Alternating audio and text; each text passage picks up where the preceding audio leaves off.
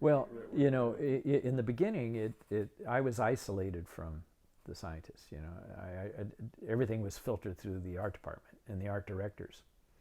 And then at the end of the whole thing, I was immersed with the scientists. You know, and then and had there obviously was a better budget, and the whole concept of how to use an artist conceptualizer uh, uh, evolved through time, and they saw the value of being more involved, and it was a real pleasure for me. I was able to attend their conferences and listen to them speak and meet with them on a one-on-one basis. And one of them, the self-replication, was kind of interesting. Uh, One particular fellow in this group, you know, had this idea that he wanted to get a grant to produce a robot that would sit there, and he did a little simple sketch that to show me the kind of his idea, and it was pretty fundamental. So I came back, and what it was is there was one robot was set in front of a rack of parts, and then it'd pull out the body, then set it on the wheels, and this robot was able to construct another robot, and then this robot then would take the parts out and then build another one, and then hand the parts to the other one, and then they would start building all the way back, and they could continue building and reproducing themselves as long as you kept the parts in the bin. And he figured he had the technology to do this, and wanted a grant to set up that whole experiment. So we did a drawing of that, and he had a whole verbiage on that. It was pretty interesting. It'd been fun to see that happen. That sounds pretty. This was part of that the Santa Clara University Summer Study Series, where they were artificial intelligence, where man would have a plan. So I did a drawing of a plan, and then it would be, you know, and man would design the computers and the systems to actually reproduce itself, and it would go from man's hands to computer hands to computer construction and replication, all the way through to building cities, spacecrafts, and future space travel are all represented in this particular drawing.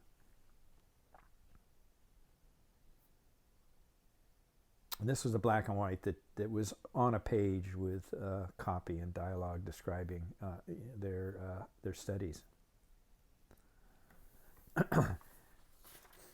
And then this is the self-replication one, and what they wanted to show was to get a grant to put together a robot to build robots.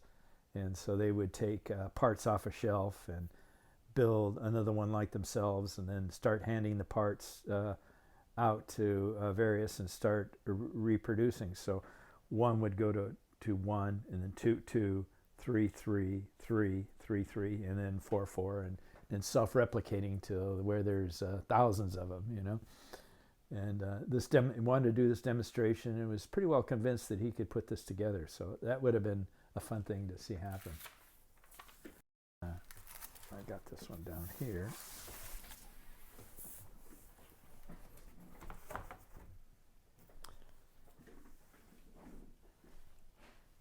And this... Just wait a second, because we'll hear the footsteps otherwise.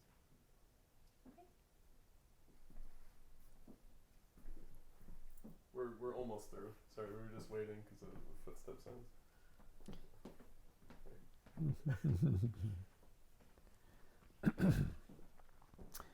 And this was the Mars suit painting, and a hard suit that NASA was working on. They had full size models, and I met with them and got a great orientation directly with them, and I was able to take a series of photographs of the actual suit itself.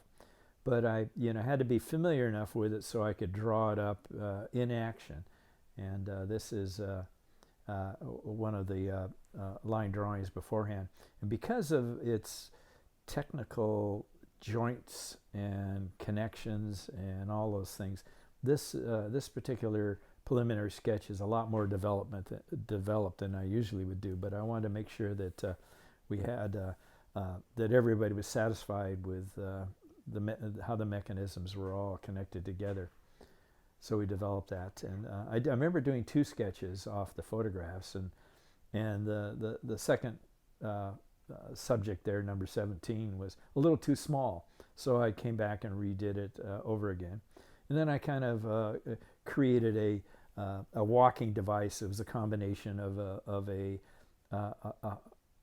hiking stick or that would give you some stability as you're moving around, combined with a technical sensor that would be easily at hand to lift up and view find or take pictures or take readings immediately in front of you. And of course, in the final painting, that got nixed, so you won't see that in that. So I respond to comments, during the approval period. And this was interesting too, is that I painted this, all the background and the suits all, and with a Mars background, which would primarily reds and warm yellowy colors of Mars, and the suits would reflect the color of the surroundings. And after the painting was done, months later, I got a call saying, well, the first mission for the suit's no longer going to be Mars, it's going to be the moon. So could you make them in the moon instead, And then I said, well, gosh, it's, I've got the drawings already. I could just redo it with a different color scheme. And they said, no, we haven't got the budget. Can you, well, just change the background. So now the painting you'll see with Mars reflected hard suits with orange and red in color, with a cool blue moon background. So it not quite as authentic as it should be, but it still was a fun project. As an illustrator, doing commercial illustration back in those days, the artist didn't have any rights for the original. You do the assignment, you would deliver the original painting, they would take it and do with it whatever they pleased and pay you the money. It was like work for hire. And then, unfortunately, much of that illustration work, such as the Atari work that I did, a bunch of Atari game covers, and they were beautiful pieces of art. They kept them, and then when the company disbanded, that artwork ended up in the dumpster, and people picked it out, I guess, and it's gone. So there's no connection to that original artwork any longer. Well, since then, the artists have developed a certain amount of control over the original pieces, and often they will they would be purchasing the reproduction rights and not the originals. So the times have changed nowadays in that regard. But back then at NASA, I was just in my own mind knew that NASA was a work for hire, and and the originals remain with them and owned by them. So I was ready to depart with them, just as I had done before as an illustrator, and they we'd deliver the painting, and I'd take a quick picture of it, and off it'd go. Well, several times I had found out that some of the artwork was no longer at NASA, that it was out in private hands, and that they weren't looking after it very carefully.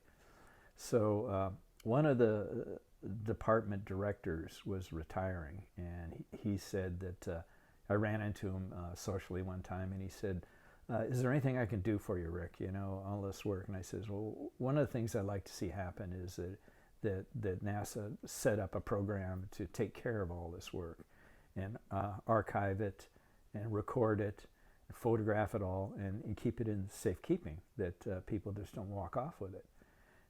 And he did so. So he said it. Set the spark to put a protection program for the work that was put together. And then over the years, I'd get calls from various people who, especially when the internet came out and Facebook, people who saw my name on the artwork then would contact me because they found me through social media and request that could I, would I be willing to send some of my paintings to a museum in Australia or Europe and Austria and England. So I had lots of calls to do this. So I contacted NASA and said, we need to start working on an ability of NASA to share this work with the public, such as a museum would.